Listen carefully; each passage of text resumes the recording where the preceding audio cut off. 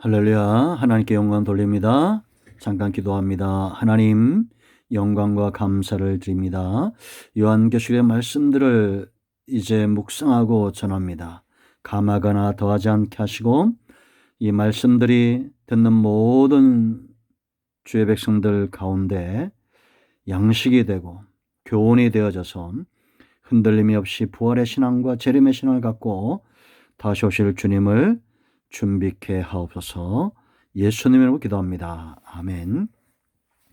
자, 이제 본문으로 구체적으로 들어가서 살펴볼 텐데요. 신학적으로 이제 무천년설 입장에서 이 부분들을 좀 살펴보기를 원합니다. 더 중요한 것은 이 교훈입니다. 우리에게 주신 교훈들인데요. 자, 1절 말씀 보세요. 또 내가 봄에 그랬습니다. 요한계시록이 눈으로 보는 데서부터 시작이 되죠. 깨달았다라는 겁니다. 상황이 반전되거나 변화될 때 그때마다 하나님은 요한에게 이 사실들을 보여주셨죠. 기독교는 계시의 종교입니다. 요한이 보는 것처럼 우리가 보고 듣고 깨닫는 은혜까지 가기를 기도합니다. 천사가 무저갱의 열쇠와 큰 쇠사를 그 손에 가지고 하늘로부터 내려와서, 여기 핵심은 하늘로부터 내려왔다, 하나님께 주권이 있다는 겁니다. 이 모든 역사와 구속사의 주권이 하나님께 있다는 겁니다. 그럼 이게 무저갱은 뭐냐? 무천년설에서는 어떤 구체적인 장소를 말하지 않고 그리스도의 부활로 말미암아 사단이 치명적인 상처를 입고 활동의 제한을 받은 것, 그것을 상징한다 이렇게 말합니다. 열쇠가 누구에게 있어요? 하나님께 있다는 거죠. 큰 쇠사슬, 이제 사단을 결박하기 위해서 내려오는 겁니다. 그러므로 여러분, 우리는 모든 죄와 모든 사망과 모든 문제는, 사단부터 오는 모든 것들은 결박입니다. 이 모든 결박을 끊어낼 수 있는 것은 하나님께 있죠. 그러므로 여러분, 사단의 노예가 되는 것이 아니라 하나님 편에 속한 우리가 되어야겠습니다. 2절 말씀 보면 용을 잡으니 곧 옅뱀이요 마귀요 사탄이라 잡아서 1000년 동안 결박하여 그럽니다. 이 1000년이란 말은 여기만 이렇게 등장하는데 어디로부터 왔는지에 대한 구체적인 설명은 없어요. 그래서 이것을 문자적으로나 상징적으로 보는데 이 천년왕국의 시작이죠. 그래서 초림부터 재림까지 상징적으로 보는 것이 바로 무천년설자의 입장이다 이렇게 말씀을 드렸습니다. 이 옅뱀 마귀, 이것은 사단을 상징한다 그렇게 얘기했죠. 하와를 미혹했던 그런 사단의 여러 가지 이름입니다.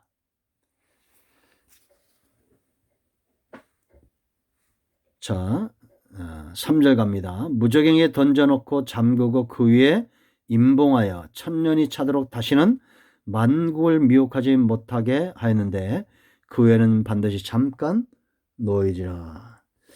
자, 미혹하지 못하게 했다. 그러니까 이거는 핵심은 뭐냐? 결정적인 해는 입히지 못한다는 겁니다. 미혹하고 유혹하고 넘어지게 하고 이런 정도지, 우리가 여러분 욥기서에 봤을 때 욥의 생명을 해하지 못하도록 하나님이 사단에게 그 고난을 주지 않는 것을 우리가 또 봤죠. 모든 생사복은 하나님께 있다는 겁니다. 사탄은 만육을 꿰는 자들이지 우리의 생사복은 하나님께 있다는 걸 아셔야 됩니다. 그런데 그 후에 잠깐 놓인다라는 것은 어떤 의미가 있냐면 그리스도의 부활로 말미암아 치명적인 상처를 입은 사단이 그리스도의 재림이 임박한 때 잠시 기력을 회복하여 임시적으로 주님이 오실 때까지 최후의 발악을 하는, 곧 세상 권세를 잡을 것을 상징한다 이렇게 봅니다. 그러니까 여러분, 사단은 잠깐 동안의 어떤 그 머리가 상한 존재이기 때문에 발악을 하는 거죠. 그리고 얼마나 악한 일들이 지금 세상에 많이 나타나고 있냐라는 겁니다. 그러나 그의 때는 다 되어져 가고 있다라는 거. 자, 4절 말씀 보겠습니다. 또 내가 보자들을 보니 거기 앉은 자들이 있어 심판하는 권세를 받았더라. 또 내가 보니 예수를 증언함과 하나님의 말씀 때문에 목배임을 당한 자들의 영혼들과 또 짐승과 그의 우상에게 경배하지 아니하고 그들의 이마와 손에 그의 표를 받지 않은 자들이 살아서 그리스도와 더불어 1000년 동안 왕노릇하리다라고 말합니다. 여러분, 성도는 승리하는 자들입니다. 여기 보면 어떤 자들이 왕노릇한다고 그랬습니까? 사단을 이긴다라는 거죠. 죄와 사망과 사단의 역사를 이기는 것은 성도의 행위에 있습니다. 죄를 극복해야 되고 사망의 문제를 극복해야 됩니다. 주를 믿을 때, 의지할 때, 주의 보혈을 의지할 때 우리가 사단을 이길 수가 있는 겁니다. 심판하는 권세, 승리를 이야기하죠. 이 사람들의 삶은 예수를 증언한다 그랬습니다. 또 말씀 때문에 목배임을 당한 자들, 무엇이 소중한 것인가를 아는 자들이죠. 말씀대로 산다는 것은 환난과 핍박이 있습니다. 지금까지 5천만이 넘는 사람들이 순교했죠. 성경은 멸망, 사망을 영원히 지옥 가는 것을 말한다고 말했습니다. 그런데 이들은 약속의 말씀을 붙들고 못배임을 당한 자들입니다. 영혼들과 또 짐승과 그의 우상에게 경배하지 않은 자들.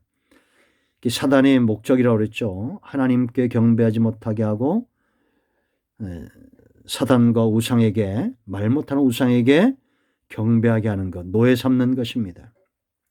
그럼 우리가 하나님 편에 서서 성령 충만하지 않고 예수를 믿지 않으면 나무로 만들고 돌로 만든 우상에게 마음을 빼앗기고 영혼까지 팔아버리는 그런 것이 된다라는 거예요. 이마와 손에 표를 받지 않았다, 속하지 않았다는 거죠. 하나님 편에 속하기 위해서 예수를 믿는 자들을 말하는 것입니다. 자, 5절. 그 나머지 죽은 자들은 1000년이 차이까지 살지 못하더라. 이는 첫째 부활이라. 이 첫째 부활이 뭘 얘기할까?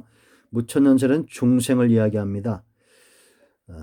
영생을 얻게 되는 영적인 거듭남, 예수를 믿음으로 영적으로 거듭남, 이것이 첫 번째 부활이다라는 거예요.